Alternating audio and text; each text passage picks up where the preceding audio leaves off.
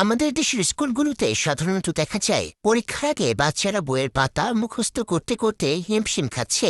জ্যামিতি, বীজগণিত কিংবা বিজ্ঞানের কঠিন সব সূত্র মুখস্থ করে খাতায় উগরে দেওয়া যেন পড়াশোনার মূল লক্ষ্য। কিন্তু আমাদের প্রতিবেশী দেশ চীনে পড়াশোনার চিত্রটা একদম আলাদা। সেখানকার একটি শিশু ক্লাসরুমে বসে যেমন জটিল গণিত সমাধান করছে, ঠিক তার পরের পিরিয়ডেই হয়তো হাতে সুই সুতো নিয়ে কাপড় সেলাই করছে, সেলুনের মতো চুল কাটার কৌশল শিখছে কিংবা কারখানার মতো পণ্য প্যাকেজিং করা শিখছে। শুনতে অবাক লাগলেও এই একটি মাত্র মৌলিক পার্থক্যই আজ চীনকে পুরো পৃথিবীর শিক্ষা ব্যবস্থা থেকে কয়েক গুণ এগিয়ে রেখেছে।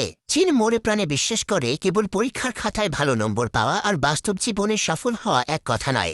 একজন শিক্ষার্থী গণিতে 100-তে 100 পেল, কিন্তু বাস্তব জীবনে কোনো ছোট সমস্যার মুখোমুখি হয়ে যদি হাত পা গুটিয়ে বসে থাকে তবে সে পুঁথিগত বিদ্যার কোনো মূল্য নেই। আর এ কারণে চীনের স্কুলগুলোতে তাত্ত্বিক পড়াশোনার পাশাপাশি হাতে কলমে কাজ বা লাইফ স্কিল শেখানো বাধ্যতামূলক করা হয়েছে। এই কাজগুলো কিন্তু কোনো খণ্ডকালীন শখ নয়, বরং তাদের নিয়মিত সিলেবাসের অংশ।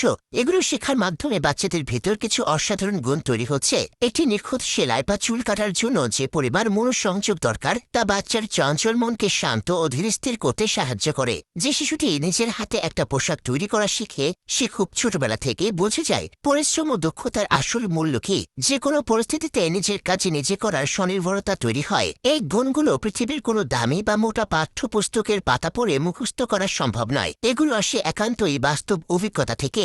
এই বাস্তবমুখী পদ্ধতির আরও একটি বড় সুবিধা হলো বাচ্চারা পড়াশোনাকে মানসিক চাপ মনে করে না। সারাদিন শুধু বইয়ের পাতায় চোখ গুজে রাখলে মস্তিষ্কে যে ক্লান্তি আসে, হাতের কাজের মাধ্যমে তা নিমেষেই দূর হয়ে যায়। সবচেয়ে বড় কথা, হাতের ছোঁয়ায় যা শেখা হয় তা মানুষের মস্তিষ্কের অনেক গভীরে আজীবনের জন্য গেঁথে যায়। এর ফলে শিশুরা আনন্দের সাথে স্কুলে যায় এবং নতুন কিছু শেখার আগ্রহ নিয়ে বাড়ি ফেরে। এই অভিনব শিক্ষা পদ্ধতি দিয়ে চীন আসলে এমন একটি আধুনিক প্রজন্ম তৈরি করেছে যারা দুই ধরনের শক্তিতে বলীয়ান।